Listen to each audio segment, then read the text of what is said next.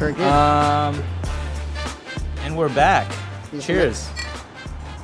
We just finished up with our little adventure of making knives, which is really awesome. I really appreciate you thinking up this idea. We're really lucky here in Singapore. We live in a pretty vibrant metropolitan place, but there's this one space called Tombolek Workshop, and they run all these different maker things. Essentially, there's knife making, woodworking, and glass blowing. We made these knives today, and so we made these like little Japanese kitchen knives, and we literally took this from like a billet of steel that was about 2 inches wide, maybe 4 inches long, and in 3 hours we beat the snot out of it with a hammer. Yeah. And we're I'm exhausted. And now we have these knives, and it's really cool. We just want to talk quickly about what we learned from it and what we're going to kind of take away. Yeah, totally. So I might start. I think one thing, I think the sense of achievement is kind of mental with doing something like this. So we, like I said, we went in there, we had nothing. None of us have made knives before, and in a short period of time, we learned how to heat up the steel, hit it with a hammer. We pushed it out to be the right shape for the knife. Yep. We used a grinder to grind it all down. It's kind of a crazy process. It was amazing. Absolutely. To me, it showed that you can basically teach anyone anything. And I think that's the belief of a lot of teachers. Anybody can learn.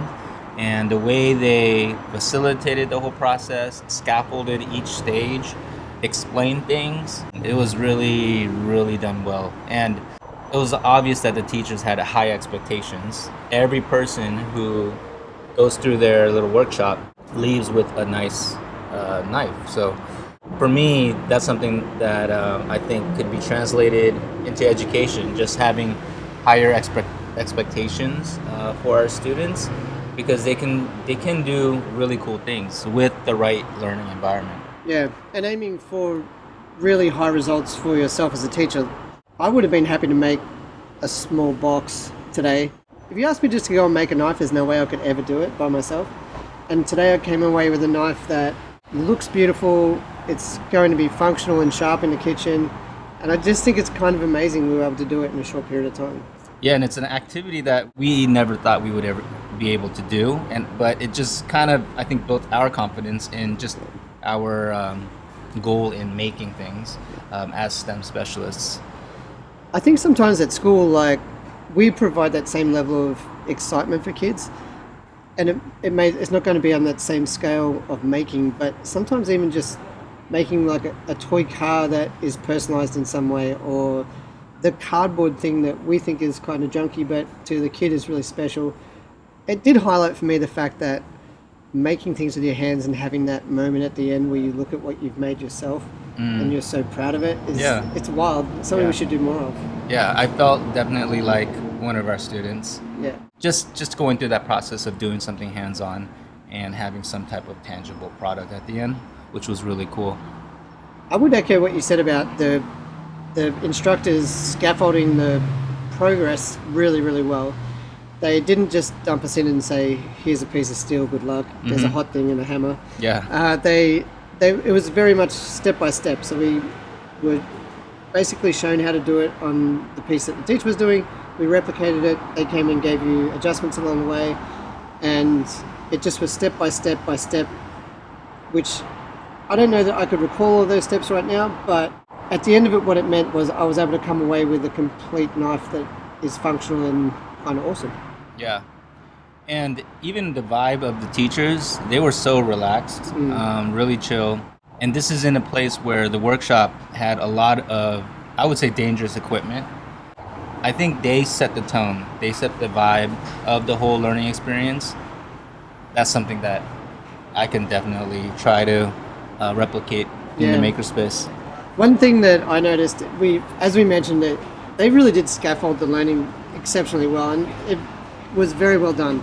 There was a couple of things that I picked up that made me think about the way I teach and what I could do better. And the main one in particular was the idea of letting your students know when they're finished, essentially, or where they're going to, because there was a few times where there was a technique that we were doing to try and thin out the metal, and I really wasn't sure how far I should go, so I just kept hitting the knife with the hammer over and over again, and I kind of felt like I looked a little foolish after a while, but I didn't want to be seen to not know what to do, but I also didn't know what to do. Right.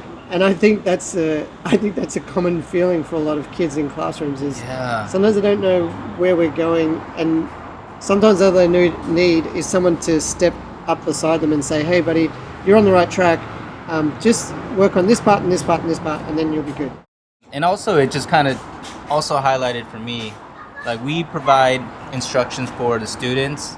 The teachers in this workshop did the same exact thing. I missed a couple of things. Like, I wasn't listening, or I didn't comprehend it. It would have been nice to have like multiple ways or multiple opportunities for different directions. Yep. I was thinking about that in relation to the multilingual learner training we did the other day. Just around having maybe diagrams up. When I say diagrams, I mean literally just like steps in a diagram form, such that if people lose track of what's happening, they could look to a reference and see what that means. Yeah, and just, I shouldn't be so hard on students if they didn't comprehend what my first set of instructions, just because, we're human, we can't comprehend everything. I think this would be a really good way to run PD, is have an activity where the teachers are completely new to whatever it is. Right. And asking them to do it and just letting them do it and go through that process. But at the end, asking them to reflect a moment about what were the hard parts, where were you confused, what made you frustrated, to maybe develop some deeper empathy for students who struggle sometimes in class. Yeah. I thought the space was really beautiful. Yeah. It was pretty obvious that it was a professional setting. We were kind of welcomed into that space and were able to build. I think even with our makerspace, try to make it best as we can a place where they are going to produce real things. Yeah, it really was it's like an industrial workshop. It was, yeah. And it's kind of incredible and fun to be in a space like that because it's so new. And, and the tools are so big and they do crazy things. And I think there's just something special about that too, that, like you're saying, it would be nice to replicate that in a makerspace for young children. Yeah, we want students to enter our space feeling the same exact thing. Like, whoa, we're here. Like, wow, this is something that adults should be doing or are doing. Like, we get to do that. We get to use the equipment, that kind of thing. I think basically what we're saying is all teachers should go and make knives immediately. Yeah, absolutely. Yeah. And then have a beer. Have a beer afterwards. All right. Cheers. Thanks, everyone, for watching.